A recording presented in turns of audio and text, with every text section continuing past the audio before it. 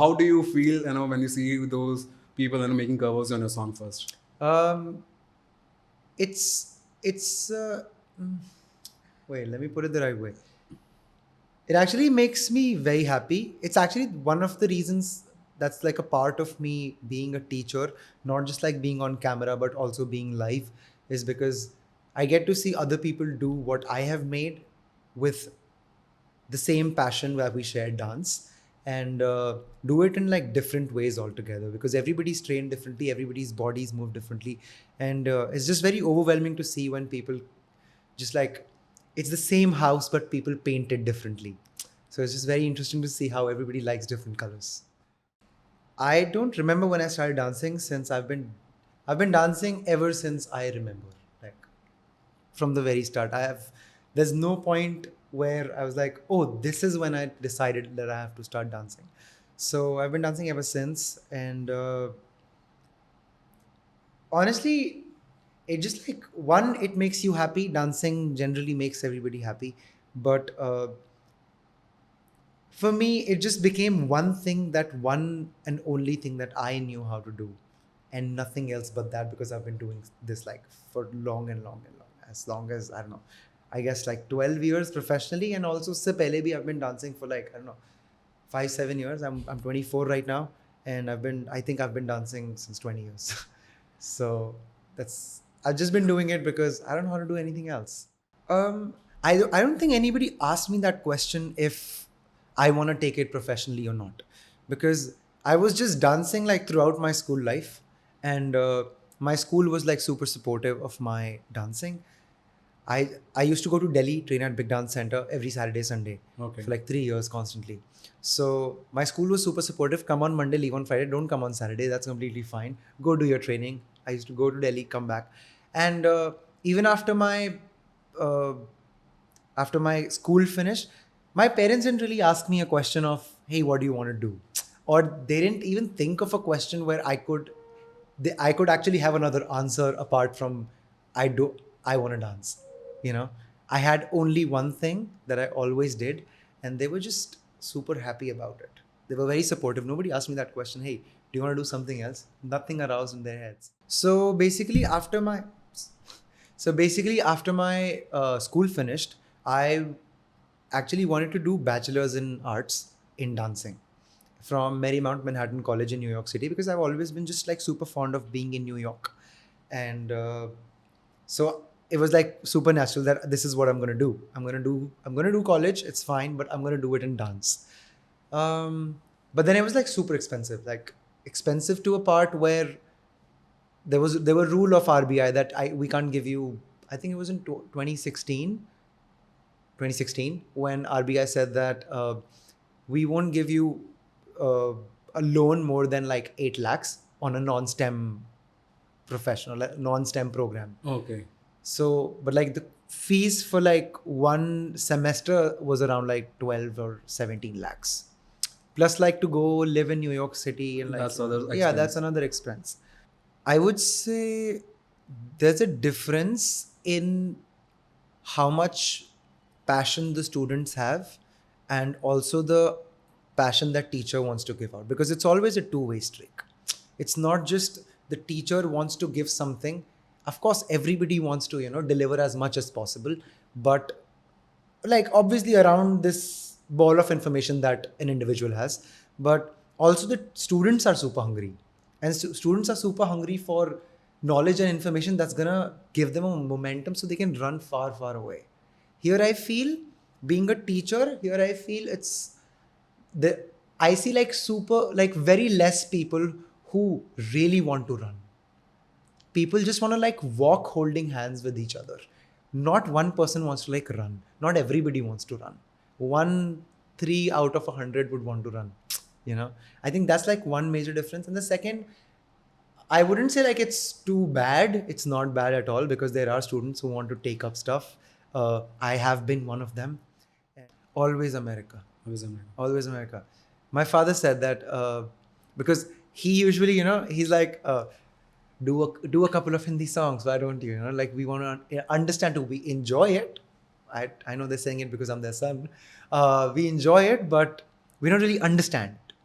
I'm like, you have to understand my dancing, not the songs I choose. It's completely fine. Just enjoy my movement. There's a lot that I'm saying with my body rather than just replicating what the song is saying, you know? So whenever we have this talk, he always says, you're trying to sell chocolate. People here want barfi. So go someplace where people want chocolate. Because you've mastered your craft, you make good chocolates. So go somewhere where you can sell good chocolates. So I think New York. So it's like one person is standing like this, and there's a huge empty ground around that person. Okay? It's growing like this. It's not displacing itself. That's how I understand it. Like, they're doing the same thing, stacking one up another, one and up, one and up, one and up. But I don't see people pushing so much that they displace themselves to a different ground. And it could be just thinking about one thing in a different perspective, or taking up a risk to see if I can sustain in that puddle, or if I like fall down or like slip down in that puddle. So I feel they're not displacing, they're not pushing enough to displace.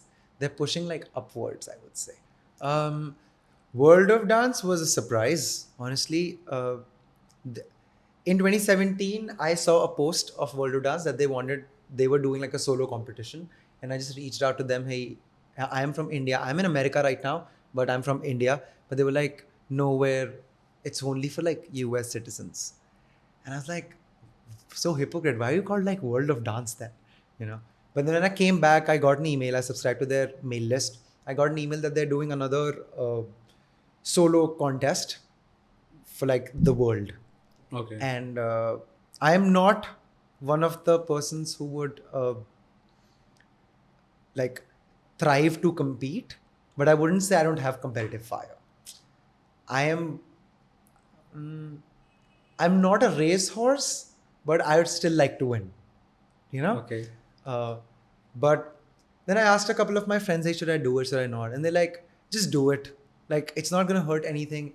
Or what it'll happen is you'll just like end up making another choreography for your class. We had to make that name.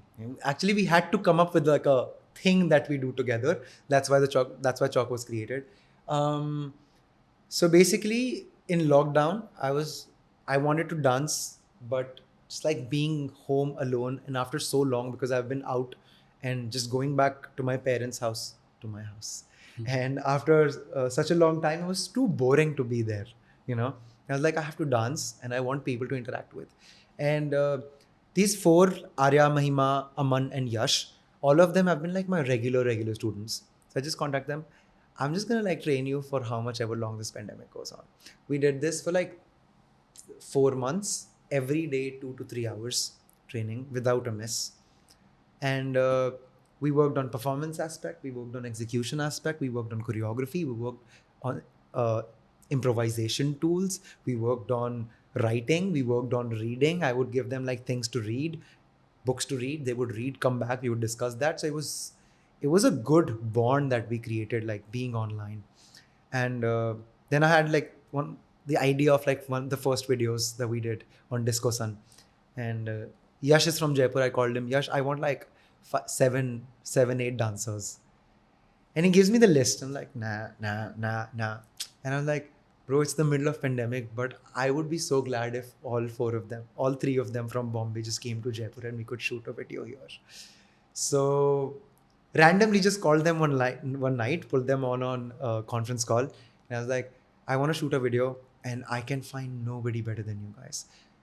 So I was just sitting with Leo one day and I was like, we had a workshop together. And I told him that, why don't we actually go on a tour?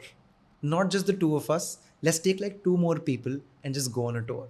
We already knew Mukesh. Mukesh was obviously a part of it. Rohan, I knew personally, and everybody was like super appreciative of his work since his work is so good. So we had a meeting. We figured out something. We're like, okay, so we're not just going to be a choreography camp. We're going to be like a festival or like an intensive. Yeah. Where it's not just about one person teaching a choreography, a bunch of steps, and then, you know, coming out of the class. But it's going to be one person all of them for teaching individual classes, but also you get 2 collaboration classes. And you get so 2 solo classes in a city, 2 collaboration classes in a city, and 1 surprise class where all 4 of us come together and we do a Q&A, as well as we teach concepts. Rather than a choreography, we teach what works for us, like textures, or say we would talk about execution tools, or we would talk about improvisation tools or concepts, the stuff that we do to practice. So we usually do that in a surprise class. There's not actually, as long as I have been dancing now, it's not one thing. The list of the things that I want to achieve have actually grown. Like, I want to express more, I want to educate more. Like you said, the videos that we make, the chalk productions that we do, it's to educate, and it's not just entertainment, it's to educate. If you see something and you read something and it doesn't changes your behavior, then it's of no use. You've just wasted your time. Congratulations. I feel if you're taking in some information, be it visually by just hearing it or reading it, good media there. But if it doesn't change you a little bit, then it's waste. So I feel one thing as a whole that I would say that I want to achieve right now is being able to educate dancers and people who are consuming the content that comes out of my work, so it changes them a little bit. So does this thing satisfy you? I mean, bring a certain kind of satisfaction to you? Because my question was not from the perspective of success, but from the point of satisfaction. Yeah. Okay. Yeah. It does. I wouldn't want to honestly advise someone on like what to do, because why should someone listen to anyone? I would just say that since you said that it's a big problem when, there are so many parents and so many guardians who don't approve of so many dancers in this country, I just want to say, stop hating them.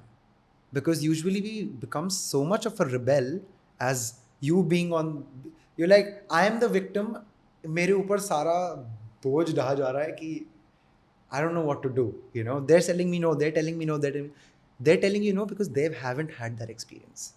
Nobody wants to pull you down.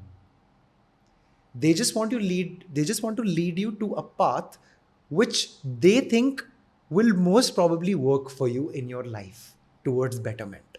The first book I read was The Last Lecture by Randy Pausch, one of the great books. And then I read Insanely Simple by Ken Siegel. It's on Apple, and I'm a huge fan of Steve Jobs, as I said before.